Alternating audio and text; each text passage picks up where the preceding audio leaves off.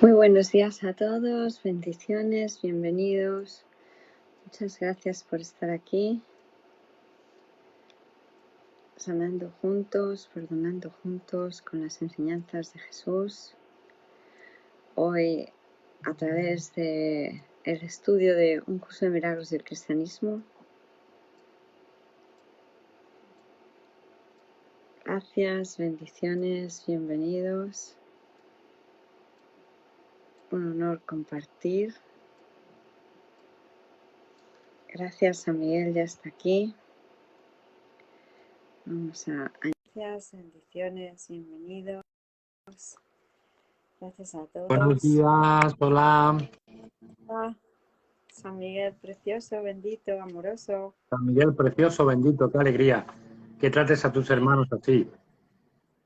Bueno, ¿qué menos que lo que se merecen? Gracias, porque es lo que se merecen todos nuestros hermanos. Total respeto, amor incondicional, dedicación absoluta, ¿verdad? ¿Verdad? ¿Qué se merecen nuestros hermanos? Lo más, lo mejor. Hoy deberíamos terminar el origen del mundo. Ajá, pues muy bien. Vamos a ello, ¿no? Y ya el martes comenzar en Jesús, naturaleza y función. Muy bien, corazón. Vamos a ver, lo que Dios disponga nos irá bien, ¿verdad? Vale. O sea que estoy aquí únicamente para ser útil. Estoy aquí en representación de aquel que me envió. No tengo que preocuparme por lo que debo decir ni por lo que debo hacer. Pues aquel que me envió me guiará. Me siento satisfecho de estar donde quiera que Él desee. Porque sé que Él estará allí conmigo. Sanaré a medida que le permita enseñarme a sanar. Pues cuando quieras empezar, página Vale, 41. empezamos por Clark. Un momentito que comparta en el grupo de Kenneth el vídeo. Ahí está, ya lo tenemos. Clark, ya he expresado la posición cristiana sobre la creación por Dios del mundo material, pero la asombrosa afinidad entre el curso y estas doctrinas tan antiguas como el gnosticismo y el Vedanta hindú muestra que existe una inclinación natural en la cultura humana hacia este modo de pensar. También podría agregar que incluso en el pensamiento dominante de Occidente, en la influyente escuela del neoplatonismo, fundada por Plotino en el siglo III después de Cristo, la última gran escuela pagana de filosofía antes del triunfo del cristianismo con la conversión del emperador romano Constantino. Existía una influencia importante del gnosticismo, a pesar de que Plotino criticó explícitamente la idea de que las almas humanas habían caído en la prisión de la materia como resultado de haberse apartado de su maravillosa unión previa con Dios como espíritus puros en el cielo, e ir en busca de su propia independencia. Pero Plotino tenía un problema un poco similar al del curso, porque las almas ya estaban aparentemente unidas con Dios en la dicha total querrían separarse. Nunca pudo ofrecer una explicación satisfactoria y alternaba entre pensar que era un castigo por el pecado y una misión positiva en el extraño mundo de la materia para embellecerlo mediante el gobierno del alma. Seguimos. Tengo una máquina aquí que se escucha, ¿no? Una máquina... Pero se te entiende bien. Vale. Sin embargo, para el cristiano no se produjo ninguna caída de almas espirituales puras desde un estado de unión con Dios previo al corporal. Esta posesión fue condenada a principios de la historia cristiana por ser contraria a la revelación del cristianismo.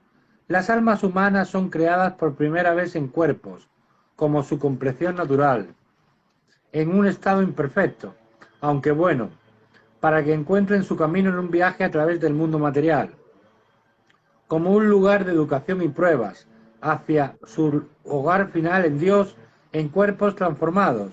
La bondad original de la naturaleza humana se ha debilitado, ensombrecido y se ha hecho más vulnerable, destrozada o corrupta según el cristianismo luterano, debido a la libre inclinación de la raza humana hacia el pecado, con sus consecuencias heredadas. Ahora hablaría Bueno, Wani. vamos a hacer una breve mención a que esto ya lo comentamos ayer, ¿no? Porque realmente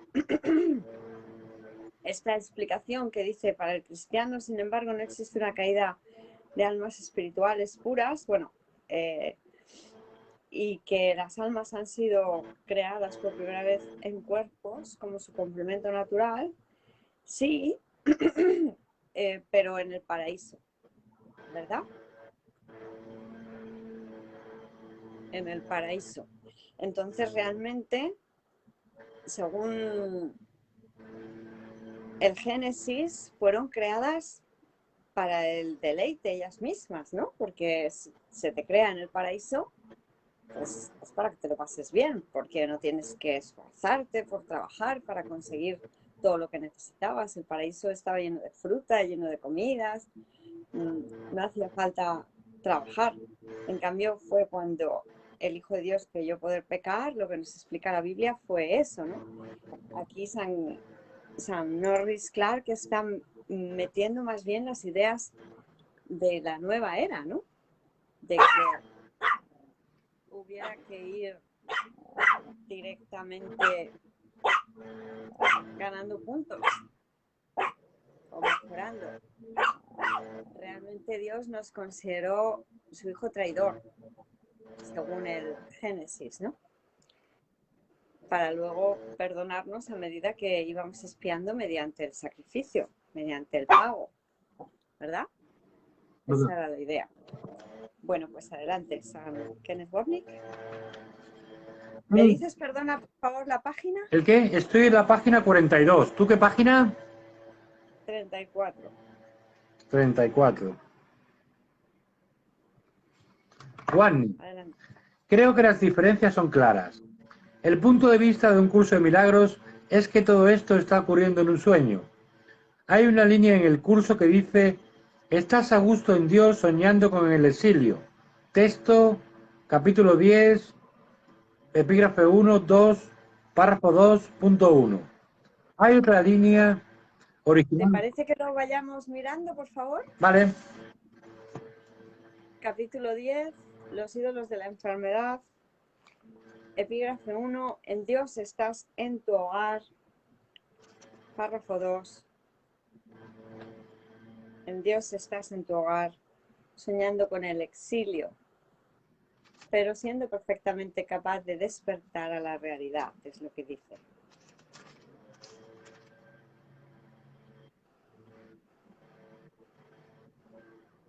Vale. Muy bien.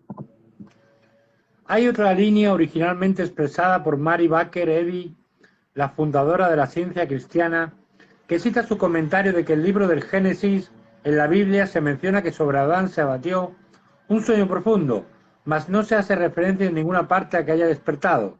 Texto, capítulo 2, epígrafe 1, 3.6. La separación y la expiación. Epígrafe 1, los orígenes de la separación. 3.6. Párrafo 3, el jardín del Edén. La condición que existía antes de la separación era un estado mental en el que no se necesitaba nada. Cuando Adán dio oídos a las mentiras de la serpiente, lo único que oyó fueron falsedades. Tú no tienes por qué continuar creyendo lo que no es verdad, a no ser que así lo elijas. Todo ello puede literalmente desaparecer en un abrir y cerrar de ojos, porque no es más que una percepción falsa. Lo que ves en sueños parece ser muy real. Lo que es más, en la Biblia se menciona que sobre Adán se abatió un sueño profundo, mas no se hace referencia en ninguna parte a que haya despertado. El mundo no ha experimentado todavía ningún despertar o renacimiento completo. Gracias. Gracias. Creo que esta es otra forma de presentar el mismo punto. Podríamos decir metafóricamente que todo lo que ocurrió desde que Adán se quedó dormido quedaría relegado al sueño. Así pues, todo lo que experimentamos durante los miles y miles de millones de años del sueño que llamamos evolución son los efectos del pensamiento de que pudimos llevar a cabo lo imposible. Es decir, pudimos ser primera causa al matar a nuestra fuente, usurpar el papel de Dios como primera causa y después demostrarlo fabricando un mundo de opuestos y multiplicidad. Eso es. Lo que habría que querer ver es que hemos querido ser el arrogante Hijo de Dios, porque hemos querido arrogarnos las funciones de Dios para nosotros. La función de ser causa. Hemos creído poder destituir a Dios del trono y erigirnos nosotros con el miedo. Como nos dicen las leyes del caos, has erigido al miedo en el altar de Dios, al miedo con labios mortecinos. Una locura, ¿verdad? Una locura. Sigo. El núcleo de este sueño del ego es el cuerpo, al que un curso de milagros llama el héroe del sueño. Y no tiene nada de positivo, porque el cuerpo se fabricó para proteger el pensamiento de separación del ego y por consiguiente para atacar la unidad del amor de Dios. Por otra parte, una vez comenzado el sueño, el cuerpo se torna neutro y o bien sirve al propósito del ego de aprisionar la mente en el sistema de pensamiento de separación, pecado, culpabilidad y miedo, o bien sirve al propósito del Espíritu Santo, ser un aula de clases en la que aprendemos las lecciones de perdón y despertamos del sueño. De modo... Para que esto se entienda, realmente habría que hacer un añadido, porque tal como lo explica aquí San Kenneth Wapnick, bueno, lo primero, hacer la referencia a dónde está esta idea del héroe del sueño en el capítulo 27, ¿verdad? Capítulo 27, en el punto 8, en el párrafo 1. El héroe del sueño. El cuerpo es el personaje central en el sueño del mundo.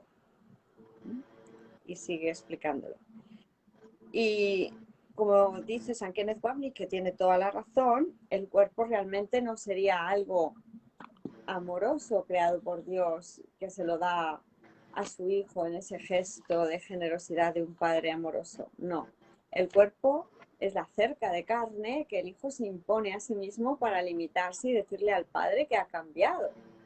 Es un ilusorio acto de agresión frente a su identidad crística, que es la que sí que nos dio Dios y que es la compartida, ¿verdad?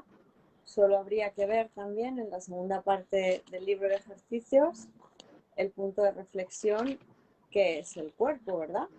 Cuando se nos dice que es una cerca de carne que el hijo se ha puesto a sí mismo, le ha puesto a la mente para limitarlo. Entonces, el cuerpo, que es el cuerpo, es el punto número 5 de reflexión, párrafo 1. El cuerpo es una cerca que el Hijo de Dios se imagina haber erigido para separar partes de su ser de otras partes. Cree vivir dentro de esa cerca para morir a medida que ésta se deteriora y se desmorona. Pues cree estar a salvo del amor dentro de ella. Al identificarse con lo que considera es su seguridad, cree ser lo que ésta es. ¿De qué otro modo, si no, podría estar seguro de que permanece dentro del cuerpo y de que mantiene el amor afuera? Fíjate que decimos que el cuerpo mantiene el amor afuera, deja a Dios fuera, por eso tenemos esa maravillosa lección. ¿Sabes cuál es? No. Yo estoy en mi hogar, el miedo es el que es un extraño aquí, ¿verdad? Lo miramos un segundito para dar la referencia ya correcta. Vale. ¿Qué lección? El número de la lección. Vamos a mirarlo en el índice. Yo estoy en mi hogar, el miedo es el que es un extraño aquí. Yo estoy en mi hogar, el miedo es el que es un extraño aquí.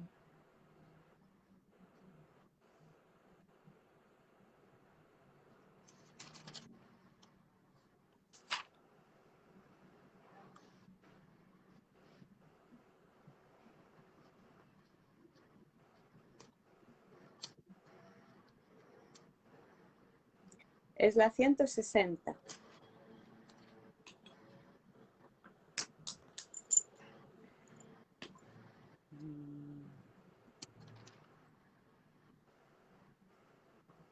Correcto. Y la lección 160. Muy bien. Muchas gracias. Entonces, lo que decíamos, para que esto realmente se entienda, el cuerpo, porque aquí San Kenneth Wapnick lo menciona así como, el cuerpo se torna neutral. ¿Se torna neutral cómo? Torna neutral mediante el perdón. Cuando perdonamos es cuando vemos que en realidad el cuerpo no es nada, porque no hemos hecho nada. Con las lecciones felices del Espíritu Santo, vemos que el cuerpo, como es una alucinación, no es nada de por sí y no tiene ningún poder de ejercer ninguna influencia sobre la mente que se lo inventó, a no ser que ésta se lo otorgue, ¿verdad? Pues adelante. Seguimos.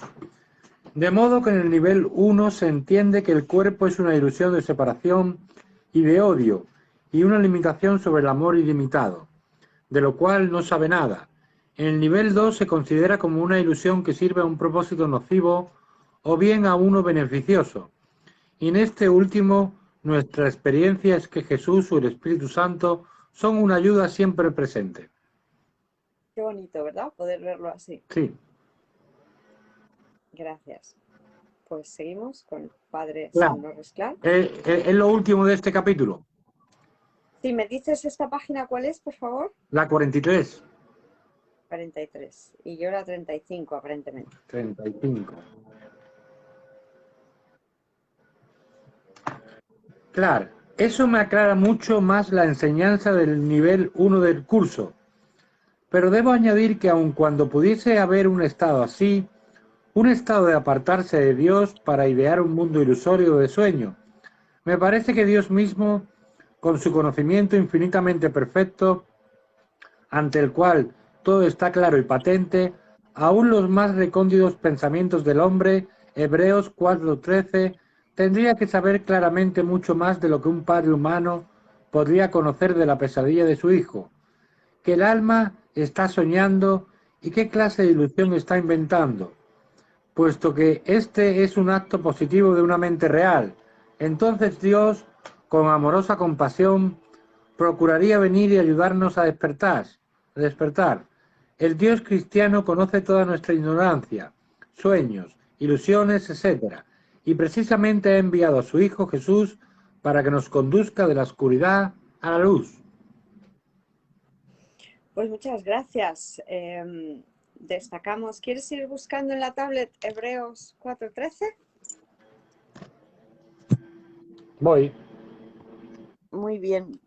La idea es que lo que nos enseña Jesús en el curso, que también es enviado para que ahora nos entendamos la verdad,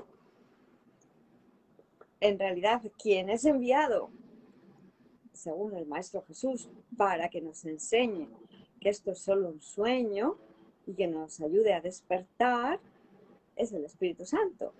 Dios no nos dejó en el sueño para que durmiéramos eternamente, porque si por nosotros hubiera sido, estaríamos soñando con el exilio, aparentemente, aunque más tarde o más temprano haríamos la llamada al despertar. ¿No hay otra manera de ver esto? Sí. La buena noticia es que se nos dio la respuesta, la solución desde el principio. Nuestro Padre amoroso siempre nos da la respuesta, pero como respeta el que el hijo parezca creer, porque en realidad el hijo no lo quiere así, pero parezca creer que quiere la separación, pues para que el hijo se dé cuenta de que en realidad su voluntad es la de Dios mismo, nos da al Espíritu Santo con un mundo real que sí que refleja fielmente el reino de los cielos, aquí en el sueño de la percepción, y que es un sueño perceptivo también, pero que al perdonar se accede a ese mundo real y se recuerda que así es el reino. Cómo se ama en el conocimiento. Y se nos dice que el Padre no entra en el sueño directamente porque lo que Dios piensa es real para siempre. Esa es la idea de por qué el Padre no entra en el sueño. para no hacerlo real. Si no, el sueño de separación del Hijo ya sería algo eterno. Porque lo que Dios piensa es eterno. Por eso, una vez creado aparentemente el Espíritu Santo, se le da hasta una función en la eternidad, que es la de bendecir a nuestras creaciones. ¿Verdad? ¿Verdad? Hebreos ¿Quieres leer 4:13. Hebreos 14:13? 4:13, perdón. Sí. Y no hay cosa creada que no sea manifiesta en su presencia. Antes bien, todas las cosas están desnudas y abiertas a los ojos de aquel a quien tenemos que dar cuenta. ¿Puedes leer un poquito más? ¿Te viene un nombre? No me viene ¿Te más viene? nada. No te viene más nada. En Vale. 4:13 no me viene más Voy a- nada. Vale. Hebreos 4:13, 16. 4:13.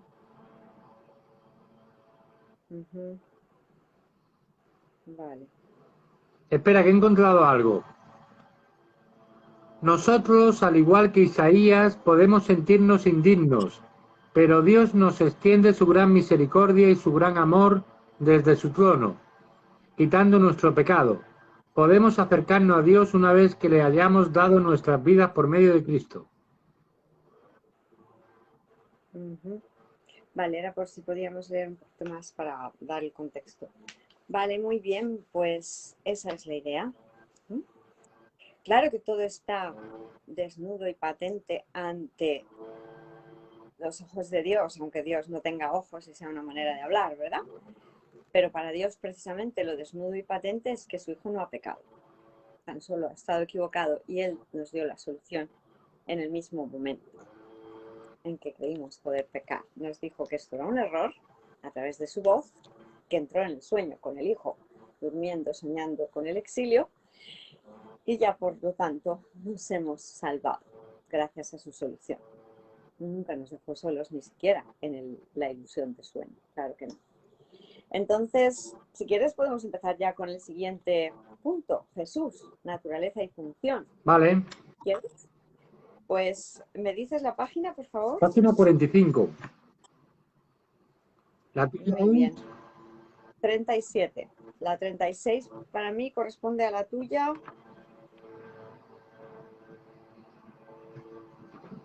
45 o seguimos la 44. Comenzamos. Bueno, pues Jesús, vale, gracias. naturaleza y función. Claro. La segunda diferencia principal que debemos aclarar entre el curso y el cristianismo tradicional se relaciona con quién es Jesús y cuál es su misión en la tierra. De acuerdo con el cristianismo, Jesús es literalmente el Hijo de Dios, que ha adoptado una naturaleza humana corporal semejante a la nuestra. A través de María de Nazaret, su madre humana, nació para recorrer el camino humano con nosotros y dar su vida libre e inocentemente por nosotros al asumir la carga de nuestros pecados y morir en la cruz. Resucitar con un cuerpo real glorificado y vivir eternamente en la gloria inmortal con Dios su Padre. De este modo nos ofrece la posibilidad de ser para siempre partícipes de su propia felicidad. Este es el segundo gran artículo de fe en el credo cristiano. ¿Seguimos? Creo en Dios Padre Todopoderoso y en Jesús, ¿no? Su Hijo, amoroso, bien amado. Vale, adelante. Para aquellos que no están familiarizados con la enseñanza cristiana, puede que sea necesario añadir lo que significa decir que Jesús es el Hijo de Dios y que regresa a Dios su Padre, en el cielo después de su vida en la tierra. El cristianismo cree conjuntamente con el judaísmo, del cual surgió, que hay un solo Dios, un ser divino de infinita plenitud de perfección, creador de todo lo que no es Dios. Pero también sostiene, como reveló el propio Jesús, que la vida interior de ese Dios, de este Dios único, es intensamente activa. Dios concibe activamente una perfecta imagen, pensamiento, expresión interna de sí mismo, tan completa y perfecta que se convierte en una persona y recibe esta estática expresión de personalidad propia con gratitud y amor. Por esta razón se le llama la palabra o el Hijo del Padre, de quien procede. totalmente idéntico en toda perfección a la fuente autopensante de la que procede, excepto que es del Padre y tan distinto a él como su propia expresión interna. Como su ¿Sigo? propia expresión. Interna. A ver, un segundito. Distinto de él como su propia expresión interna. Sí, adelante. Estos dos polos personales internos de la vida divina se unen luego en un único acto estático de amor de la bondad divina y entre sí como sus poseedores. Este acto de amor es una expresión mediante el amor, una imagen del amor, de la personalidad del mismo ser divino que nuevamente es tan total y completa que también se vuelve una persona y se convierte en el tercer polo interno dentro de la vida divina. Es semejante a la segunda persona y por eso se le llama por el nombre misterioso de Espíritu Santo, aquel que es alado por el amor. Todo esto se realiza permaneciendo aún dentro de la unidad del único ser divino, pero nos revela que Dios no es una persona solitaria, sino una circulación interna de vida infinitamente activa entre tres personas que se conocen y se aman mutuamente, la máxima plenitud de lo que realmente significa ser. ¿Digo? Bueno, estamos viendo que es una explicación que nos da St. Norris Clarke de lo que sería la creación del Hijo por el Padre y del Espíritu Santo, ¿no? Cuando realmente, ahora lo vamos a ver también de la mano de San Kenneth Wapnick, el Espíritu Santo no se necesitaba antes de que el Hijo creyera que se podía separar del Padre. El acto de crear del Padre es un pensar de su Hijo que representa toda la creación, porque en la creación de Dios, como no hay diferencias, es simplemente un Padre que se extiende y a eso le llama el Hijo, ¿verdad? Sí. Sigue, gracias. Ahora bien, cuando Dios adopta nuestra naturaleza humana en Jesús, el hombre que debe expresar lo divino en forma humana, es apropiado que la segunda persona, la perfecta imagen divina o expresión de sí, sea quien adopte esta naturaleza humana como suya para ser la imagen de Dios en la tierra y transformarnos también a nosotros mediante la unión con ella, para convertirnos en imágenes o hijos adoptivos de Dios. Por eso se dice que el Hijo de Dios se hizo hombre. Esta doctrina de Dios como trino o trinidad, un solo Dios en tres personas, es el fundamento para la comprensión de la doctrina de Jesús como Hijo de Dios hecho hombre. Por eso realmente la figura del Espíritu Santo en la Iglesia Católica Apostólica Romana, pues es la figura gran desconocida, ¿verdad? Porque de alguna manera es como ¿para qué sirve el Espíritu Santo? Para nada, para nada. En dicha doctrina, ¿no? En cambio, en el curso de milagros nos queda claro que es la voz de Dios en nosotros, que es el nexo, el vínculo de unión, que es lo que nos ayuda a cruzar el puente que hemos creído establecer para porque hubo esa brecha ilusoria entre el Padre y el Hijo, ¿verdad? Esa separación. Vale, pues adelante. Habiendo entendido lo anterior, simplifiquemos y pasemos directamente el desacuerdo básico. Para la fe cristiana, Jesús es una persona divina que ha adoptado una naturaleza humana, sin perder su naturaleza divina, por supuesto, para conducirnos de regreso a Dios. Es nuestro Maestro y Redentor del pecado, al que por medio del bautismo nos convierte en hijos adoptivos de Dios, y Él ha adoptado un cuerpo real, que conservará en una forma transformada o glorificada a lo largo de toda la eternidad, desde su resurrección de entre los muertos. Nosotros estaremos finalmente con Él y como Él, también en cuerpos reales, aunque glorificados. Vemos que aquí todavía realmente St. Norris Clarke no nos está dando una explicación evidente de cómo llegamos a pecar, ¿no? No lo está haciendo explícito, por lo menos en este momento, pero habría que decir que fuimos el pecador hijo de Dios que quiso comer, ¿no? porque Adán fue antes que Jesús, en teoría.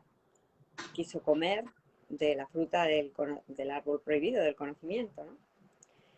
Vale, pues vemos que realmente esto es lo que no tiene sentido para nosotros ya. Este último párrafo, sobre todo, pues resumiría muy bien este y el anterior, ¿no?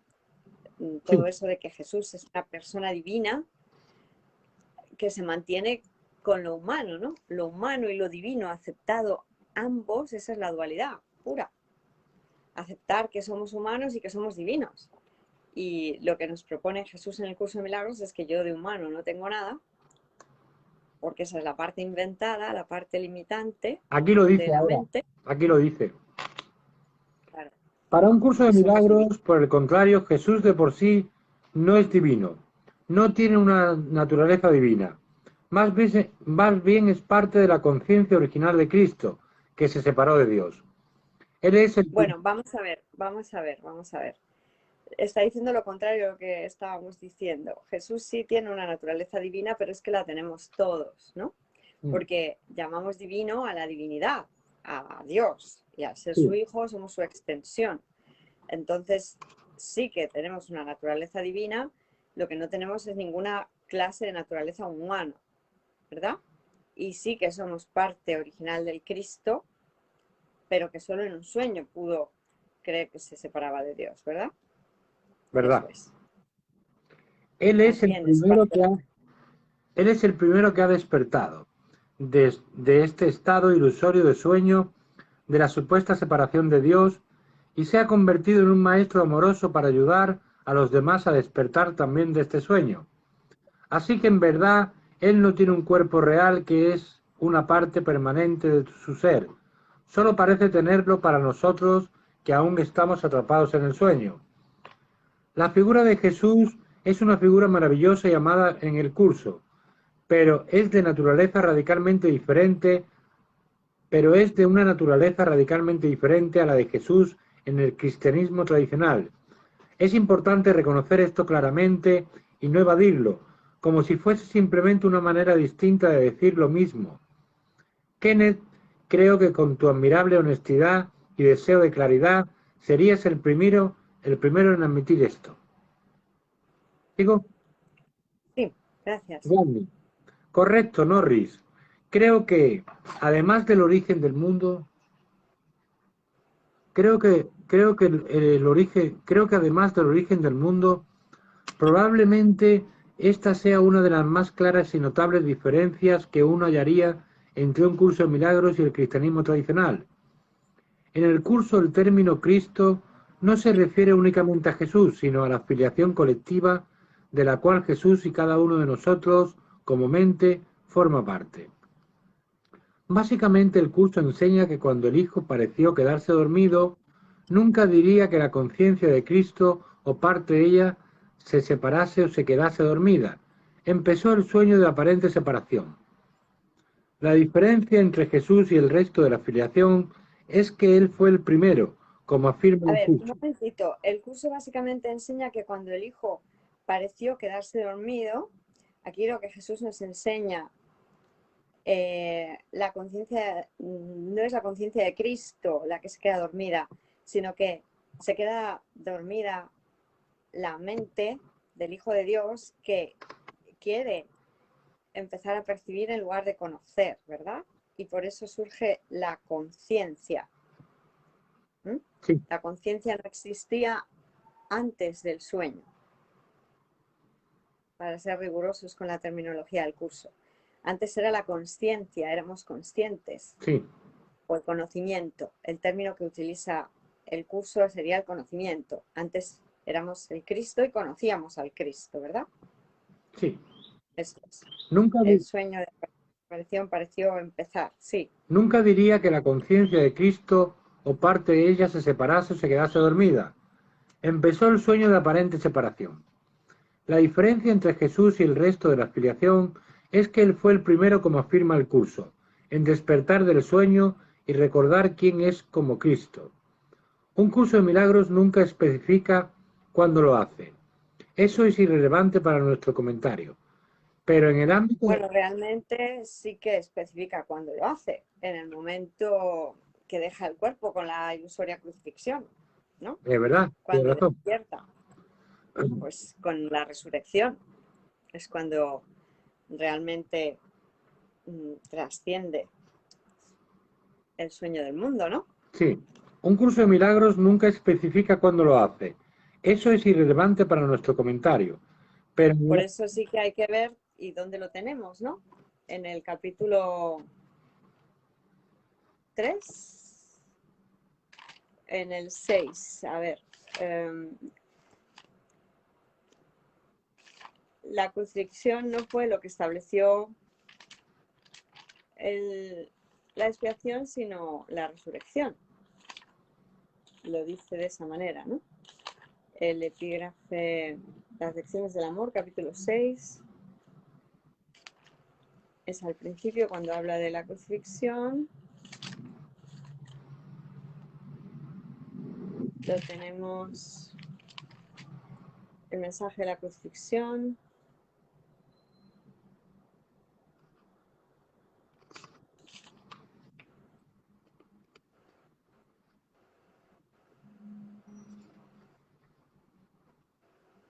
¿Sabes a lo que me refiero, San Miguel? sí, sí, lo sé, lo sé, lo sé. Creo que está en el capítulo 3, como tú dices. Bueno, pues lo buscaremos y lo concretaremos. En el capítulo 6, en el párrafo 12, por ejemplo, dice página 104, primera edición, la crucifixión no puede ser compartida porque es el símbolo de la proyección, pero la resurrección es el símbolo del compartir, ya que la filiación puede conocer su plenitud. Ya que para que la filiación pueda conocer su plenitud, es necesario que cada uno de los hijos de Dios experimente un redespertar.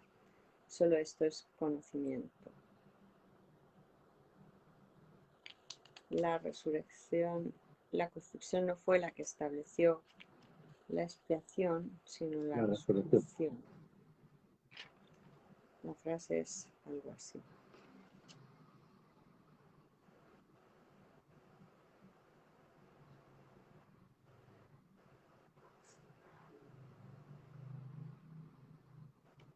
Bueno, miramos un momentito en el capítulo 3, a ver si apareciera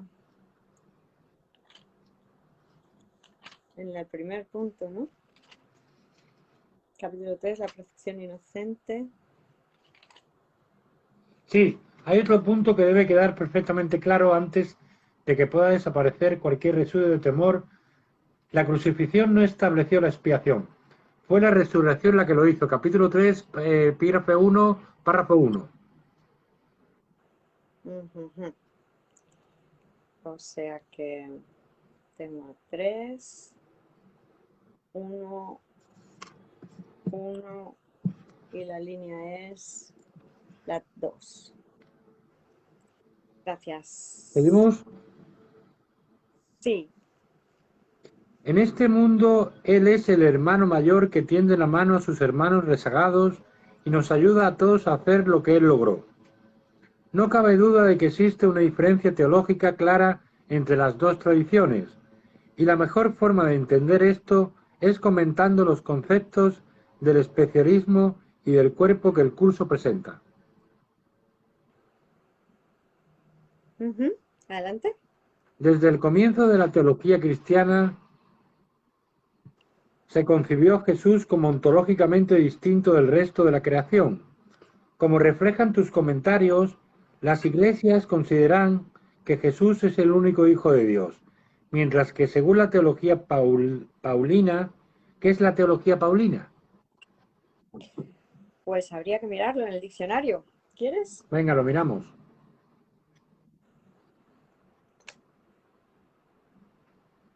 En la tablet. Está la perrita dormidita encima de ella. ¡Ay, qué chico!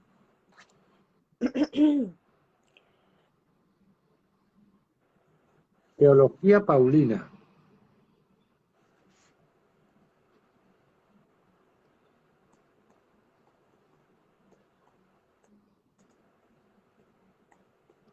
La teología paulina es también un término que se refiere a la enseñanza y doctrinas especialmente defendidas por el apóstol Pablo a través de sus escritos. Me dice aquí. Vale. Con teología paulina, resumen. Esta ideología afirmaba la divinidad del emperador con el propósito de darle unidad ideológica al imperio. Esta es una antigua ideada, originalmente rechazada. ¿Puedes repetirlo porque se ha cortado un poco, por favor? Esta ideología afirmaba la divinidad del emperador con el propósito de darle unidad ideológica al imperio. Esta es una antigua ideada, originalmente rechazada. Aquí lo que dice es cristianismo paulino. El cristianismo paulino es el cristianismo asociado con las creencias y doctrinas expuestas por el apóstol Pablo a través de sus escritos. La mayor parte del cristianismo se basa en gran medida en estas enseñanzas y las considera amplificaciones y explicaciones de las enseñanzas de Jesús.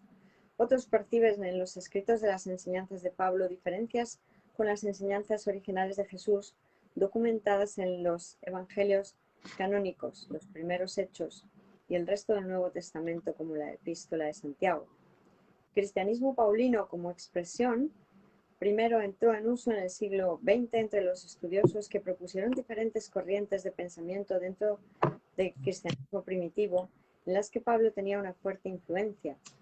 Ha entrado en el uso generalizado entre los estudiosos no cristianos y depende no solamente de la afirmación de que la forma de la fe que se encuentra en los escritos de Pablo es diferente de la figura en otros lugares del Nuevo Testamento, sino también que su influencia llegó a predominar. Los defensores de la percepción, la forma distintiva del cristianismo paulino, incluyen a Marción, teólogo del siglo II, y heresiarca excomulgado, quien afirmó que Pablo fue el único apóstol que había entendido correctamente el nuevo mensaje de la salvación como fue entregado por Jesucristo. Los opositores de la misma época son los ebionitas y nazarenos, los cristianos judíos que rechazaron a Pablo por apartarse del judaísmo del Segundo Templo. Se hace referencia a la gran cantidad de textos no canónicos, algunos de los cuales han sido descubiertos durante los últimos 100 años, que muestran los muchos movimientos y corrientes del pensamiento que emanaron de la vida y la enseñanza de Jesús, o que pueden ser contemporáneos con estos, algunos de los cuales pueden contrastarse con el pensamiento de Pablo. De los más significativos son ebionismo y gnosticismo. Sin embargo, no hay un acuerdo universal en cuanto a la relación del gnosticismo con el cristianismo o a los escritos de Pablo. La expresión es utilizada por los eruditos cristianos modernos como Zielsler y Mount, cuyo interés... Dame un minuto, Hilda. Sí. Dame un minuto. Sí, cuyo interés es en la recuperación de los orígenes cristianos.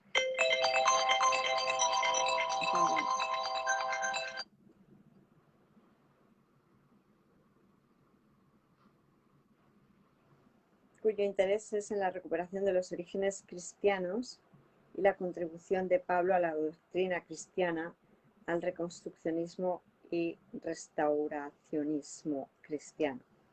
Características. Las características de utilización crítica del término toman un número de formas. Estas son en parte políticas y en parte teológicas. Vamos a ver las teológicas. El curso teológico es la afirmación de que Pablo transmutó a Jesús, el Mesías judío, en un universal, en el sentido más amplio católico, Salvador. La teología paulina es también un término que se refiere a la enseñanza y doctrinas especialmente defendidas por el apóstol Pablo a través de sus escritos. La corriente principal del cristianismo se basa en los escritos de Pablo como parte integral de la teología bíblica del Nuevo Testamento y los considera como amplificaciones y explicaciones coherentes con las enseñanzas de Jesús y otros escritos del Nuevo Testamento.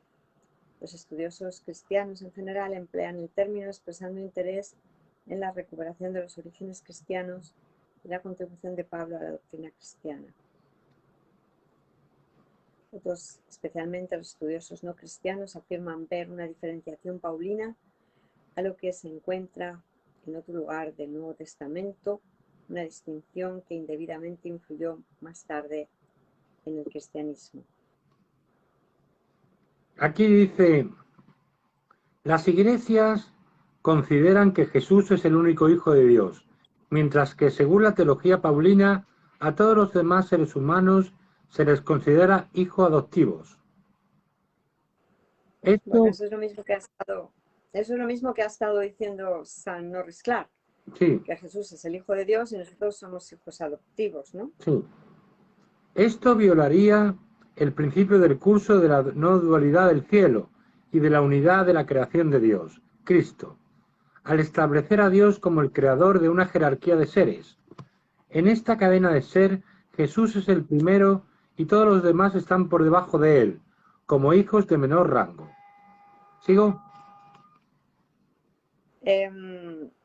¿Puedes volver a repetir? Desde el comienzo de la teología cristiana se concibió a Jesús como ontológicamente distinto del resto de la creación. Sí. Desde el comienzo de la teología cristiana se concebió a Jesús como ontológicamente distinto del resto de la creación. Como reflejan tus comentarios, las iglesias consideran que Jesús es el único Hijo de Dios, mientras que, según la teología paulina, a todos los demás seres humanos se les considera hijos adoptivos. Esto violaría O sea, el que es principio. específicamente en la teología paulina donde se habla de los hijos adoptivos, ¿verdad? Sí, ahí está. Listo. Esto violaría el principio del curso de la no dualidad del cielo y de la unidad de la creación de Dios, Cristo, al establecer a Dios como el creador de una jerarquía de seres. En esta cadena de ser, Jesús es el primero y todos los demás están por debajo de él, como hijos de menor rango. Y luego, por supuesto, está el resto de la creación, situada por debajo del honor del Homo sapiens, como describen los 2 primeros capítulos del Génesis. Toma ya. Muy bien. Pues si te parece lo podríamos dejar aquí. Vale. Para luego ya continuar con lo que sigue diciendo de especialismo, es el término que utiliza el curso para referirse a la creencia fundamental del ego de que los demás, comenzando con Dios, son más especiales que nosotros y que nosotros necesitamos sus atributos especiales para compensar por nuestra inherente carencia. Estamos en la página 40 de esta edición. 47 para mí. 47 de la del grano de mostaza.